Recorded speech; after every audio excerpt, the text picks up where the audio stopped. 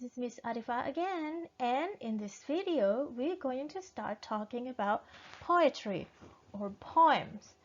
And in this video I'm going to talk about a little bit of what is poetry or poem, and then after that I'm going to talk about two very simple types of poetry. And because it's very simple, you can actually use this for teaching one day for your students. Okay, let's get to it one by one. Okay, before we talk further about the two types of poem that we are going to learn today, I'm going to discuss a little bit of what poem is. Poem, in Bahasa Indonesia, we know it as puisi, but in English, sometimes you heard the word poem, sometimes you heard the word poetry. I'm going to discuss what's the difference between the two later in this video. But first, let's take a look at this definition of poem. A poem is a collection of spoken or written words that expresses ideas or emotions in a powerfully vivid and imaginative styles. Yeah, vivid means clear. Yeah, so that's the keyword of poem. Puisi itu disampaikan dengan cara yang lugas gitu ya, karena bedanya dengan karya sastra lain adalah puisi itu lebih pendek dan lebih kata-katanya lebih irit daripada karya sastra yang lain, like a short story or novel. And it has imaginative style. So when someone read poetry, someone read a poem, people have to imagine of what the poet thinks about. Ya, poet itu adalah istilah orang yang menulis poetry atau poem. Ya, poet itu kalau dalam bahasa Indonesia, you probably call it pujangga. So if you write a poem, then you are a poet. Poet, ya, bacanya poet. P-O-E-T. Itu adalah orangnya. Alright, and then poem is comprised of a particular rhythmic and metrical pattern. Now, this is the key word of what differentiate between poem and other literary works is the rhythmic and metrical pattern. Jadi ada ritmenya gitu. Ada kalau lagu itu ada yang mengutamakan nadanya begitu. And metrical pattern ini berarti ada penghitungannya. Jadi poetry itu biasanya ditulis dengan semacam rumus tak terlihat gitu, tertentu yang sudah direncanakan oleh penulisnya, sehingga biasanya ada pattern yang bisa dilihat gitu, tidak sembarangan asal nulis gitu. Alright. So we have talked about the little definition of poem. Now let's take a look at what is the difference between poem and poetry. So for many English as a second language learners, sometimes there is a confusion where to use the word poem and when to use the word poetry. So poem is first, okay. Poem is a countable noun. Jadi otomatis kalau kita pakai kata poem, berarti kita harus ada determiner, ada the atau a poem. Kalau jamak ya some poems, gitu ya. But poetry is uncountable noun. Nah, kalau uncountable noun berarti tidak perlu pakai ya, karena dia uncountable. So what is the difference? First, that poem is a piece of writing, yeah, that has features on both speech and song, yeah. And poetry is the art of creating poems. Or poetry can sometimes also mean a collection of poems. Jadi penggunaannya adalah kalau kalian mau bilang saya mau menulis puisi, then you use the word poem, ya, poem ya. Bacanya bukan poem. Banyak mahasiswa atau siswa yang membacanya poem, but actually poem is the way you read it. Oke, jadi kalau satu puisi, Anda ingin menulis satu puisi, you use the word poem. I want to write a poem. But poetry ini dipakai secara keseluruhan. misalnya ilmu menulis puisi, then you use the word poetry writing. Jadi the art of creating poems itu namanya poetry. Seni membuat puisi itu poetry. Dan poetry juga bisa diartikan koleksi puisi. Jadi puisi yang banyak, nah itu bisa disebut dengan poetry. Itu ya. So this is a little lesson of how to differentiate poem and also poetry and where to use it. Okay, now let's talk about the first type of poem that we are going to make or trying to make today. The first one is acrostic poem. This is a very simple poem, and this is something that you can use actually to learn or to teach words, yeah, and phrases and also pronunciation, yeah. Banyak yang bisa dipelajari dengan acrostic poem ini. So what is acrostic poem? A poem where certain letters in each line spell out a word or phrase. Typically, the first letters of each line are used to spell the message, but they can appear anywhere. Jadi ini puisi yang mana huruf terdepan atau bisa saja huruf paling belakang itu sebenarnya adalah kalau dibaca itu menjadi akronim judulnya. Gitu ya. Let me show you an example so it will be clear for you. For example, here I have a poem entitled Laurel. Ini nama orang ya, Laurel. This is by Susan Carberry.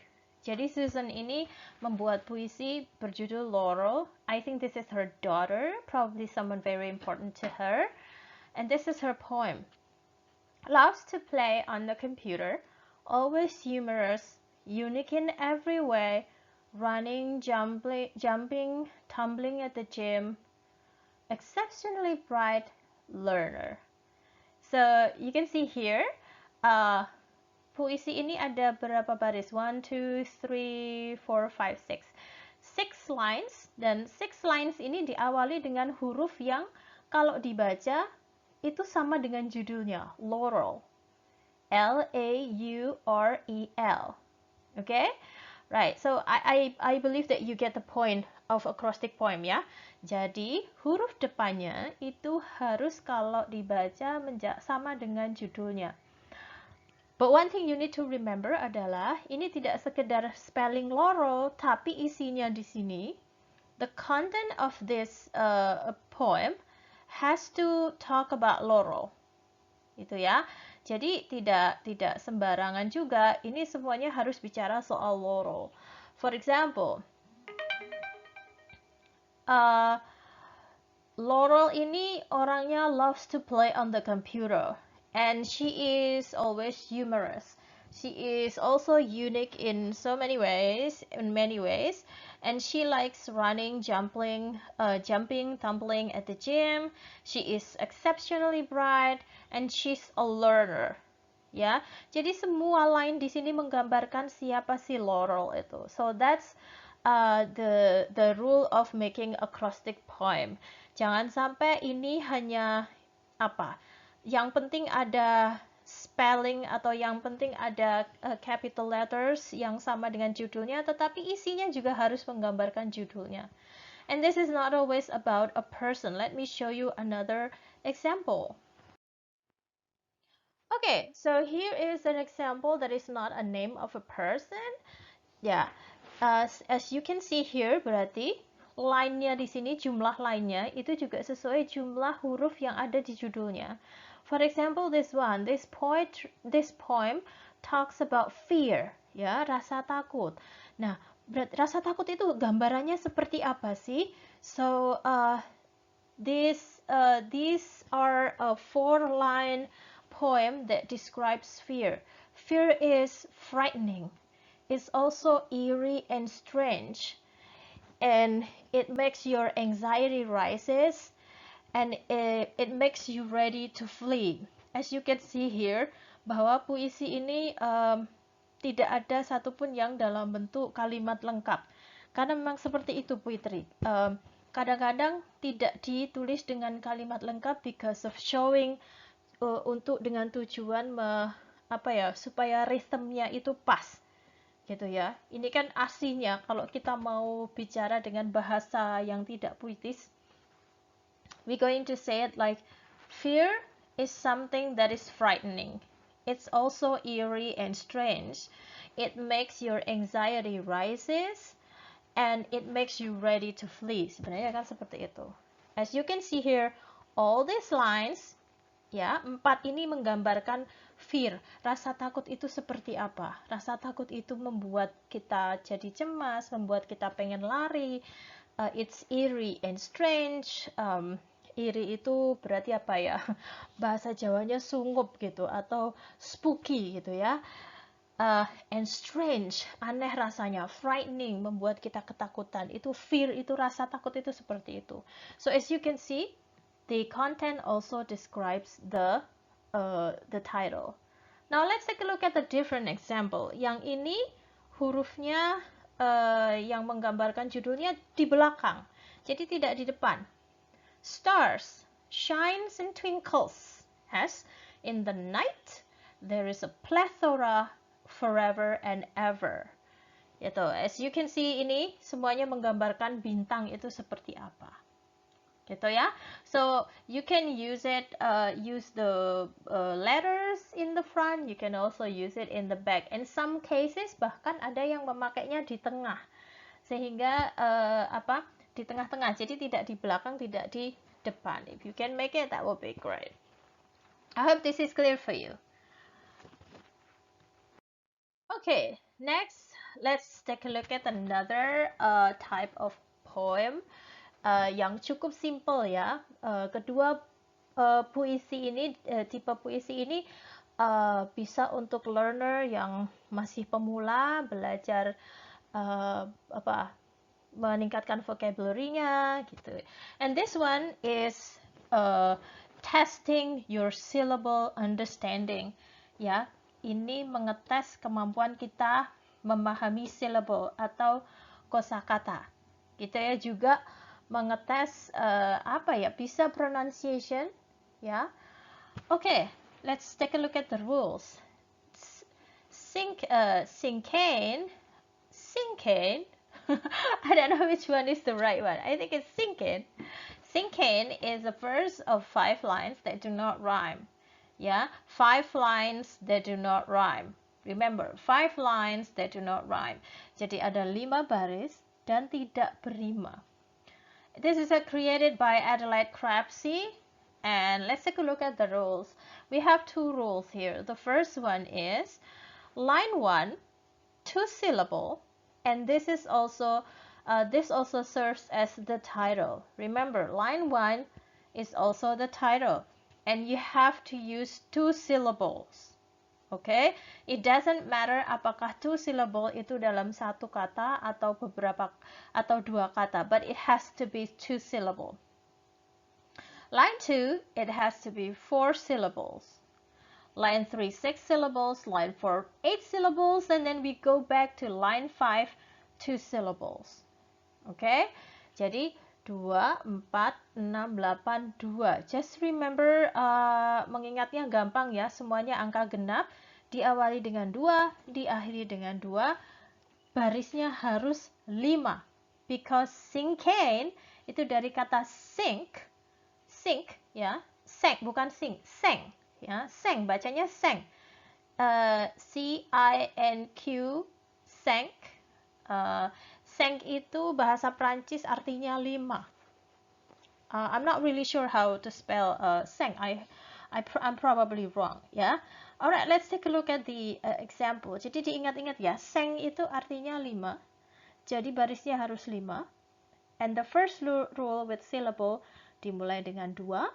And then angka genap semua balik lagi ke 2. Now let's take a look at the example here. So the first line, ya, tadi rule-nya apa? 2 syllable, and that's the title. 2 syllable. My mom. Ya, my mom. 2 syllable. 1, 2.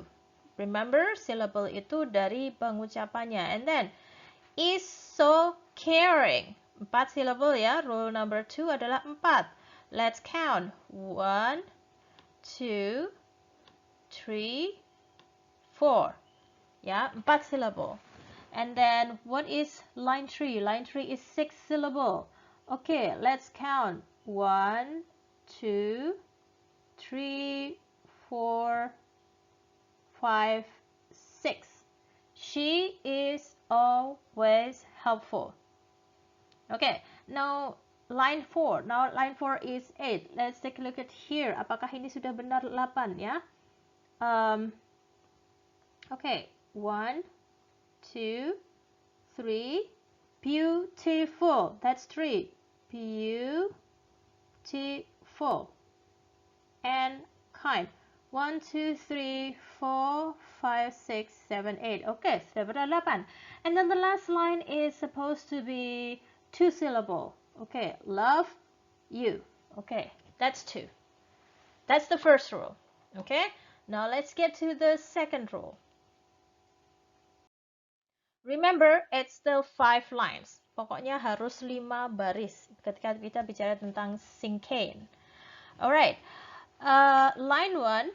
Okay, this is also the title. Remember, line 1 is the title. One word. Yang ini nggak pakai syllable tetapi memakai hitungan kata. Okay, the first syllable is word, one word, and it has to be a noun. Okay, it has to be a noun. Itu ya, diingat-ingat. One word and it has to be a noun. The second line is it has 2 words. Okay, and it must be an adjective describing the topic. Okay, bukan sembarang adjective. Adjectivenya harus describe the title atau the topic. Itu ya. Alright, jadi harus menerangkan, adjektifnya itu harus menerangkan judulnya tadi. And then line 3 words, yang ini lebih enak lagi menghafalkan karena urutan ya, 1, 2, 3, 4. And it has to be verbs. Okay, associated with the topic. Verbsnya ini harus menerangkan topiknya. Jadi apa yang biasa dilakukan oleh si judulnya tadi. And then line 4 words, and it must be a sentence or phrase to give your opinion of the topic. Itu, remember, it must be a sentence. Berarti ada subject, verb, ya. Atau phrase, tidak harus sentence, or phrase about what you think about that title. And then the last one, one word. Kayak enak ya mengingatnya, 1, 2, 3, 4, 1. Balik lagi. Ini adalah alternative noun for the topic or the metaphor. I hope you still remember about metaphor. Nah, kemampuan membuat metafor atau sesuatu yang dibandingkan dengan sesuatu yang lain. Nah, that's metaphor. Okay, let's take a look at the example here. Okay, now let's see rule number 1, line 1. One word and it has to be a noun. Di sini ada flower. Flower is a noun and that's only one word. Line 2, ya. And remember, flower ini juga menjadi title-nya ya, judulnya. Number 2, 2 words and they have to be adjective. Flower ini apa? 2 adjektif ya, 2 kata sifat. Kata sifatnya flower apa? Bunga itu seperti apa? They are beautiful and they are pretty. Bunga itu cantik. Ya. Ini kalau bahasa Indonesianya dua-duanya cantik, but in English beautiful and pretty are a little bit different. Ya. Oke, mungkin ini kalau bahasa Indonesia yang satu indah, yang satu cantik. Bunga itu indah dan cantik, see? So the adjective describes the title. And then line 3, 3 words, and it has to be, they have to be verbs. Nah, di sini digambarkan memakai verb ing, ya. So bunga itu biasanya ngapain gitu? Bunga itu growing, ya, tumbuh. Blossoming, berkembang, and swinging, ya, bergoyang ditiup angin. Nah, jadi kita menggambarkan kata kerja yang biasa dilakukan oleh judulnya ini. Gitu. Nah, and then line 4. 4 words, 4 kata, and it should be a sentence or phrase. Okay, flowers make people happy. Flowers make people feel. Nah, di sini ini phrase ya, ini bukan kalimat lengkap, ini phrase. Kenapa? Karena kalimat lengkapnya diteruskan di bawahnya. Feel apa gitu. Ini kan 1, 2, 3, 4 diteruskan ke bawahnya. Bawahnya adalah line 5, one word, happiness. Gitu. Of course, you don't have to do it like this one. Tidak harus seperti ini. Bisa saja ini kalimat lengkap di line keempat, bisa aja kalimat lengkap langsung. Dan di bawahnya adalah metafornya judulnya ini, happiness. Jadi flower itu metafornya happiness. Bunga adalah kebahagiaan. Gitu ya. Nah, itu this is the second rule of making sinkin.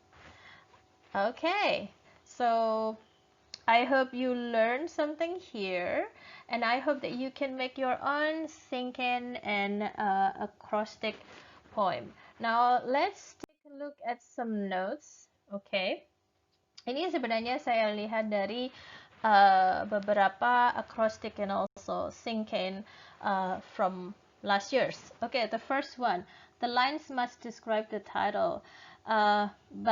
Beberapa mahasiswa itu menulis isinya acrostic poem itu justru tidak menggambarkan title-nya gitu. Malah menggambarkan hal yang lain gitu, dirinya sendiri. Padahal misalnya judulnya tentang for example judulnya apa ya? Misalnya judulnya school. Tetapi malah dalamnya itu menggambarkan apa yang terjadi atau perasaan si penulisnya itu tentang school. Padahal kan seharusnya bukan menggambarkan dia, tapi menggambarkan school itu apa. Seperti itu. So, please be careful. It has to describe the title. And then, try to not use the word in the title because then it will not match the purpose of acrostic poem. Some students use the word in the title to create the lines gitu. For example, saya mau bikin puisi tentang book. Nah, kan kata pertama adalah B. Lalu saya supaya bisa B, saya memakai book. Misalnya judulnya book. And then book is the source of knowledge. Nah, itu jangan. Ya sama aja, kalau memang judulnya book terus kalian B-nya memakai book, maka itu tidak kurang pas gitu untuk acrostic poem gitu. Karena ini memang puisi yang mengetes kemampuan kalian mencari kata yang diawali huruf tertentu tapi bisa matching topiknya. Okay, the next one is a note about sinkin. It should be no more than 5 lines. Karena kalau lebih dari 5 lines, ya berarti it's against its name. Judulnya ada sinkin, dari kata cinq. Dalam bahasa Prancis yang berarti 5. So, it has to be no more than 5 lines. You must understand syllables of the words, so you won't miscount. Salah satu yang sering terjadi adalah silabelnya kurang atau kebanyakan. So, you have to understand English syllables. And the next one, if you don't use one of the formulas, it became another type of poem. Ada juga yang kemarin itu membuat sinkin sama acrostic poem tidak ada huruf yang sesuai dengan judulnya atau line-nya lebih dari 5, jadi tidak ada rule-nya. Kalau tidak memakai rule ini namanya bukan sinkin. Gitu ya. Alright, so I hope you learned something and I hope you take notes and I hope that you can create your own sinkin acrostic poem. I'll see you again in another video talking about another type of poetry. So thank you for your attention and bye.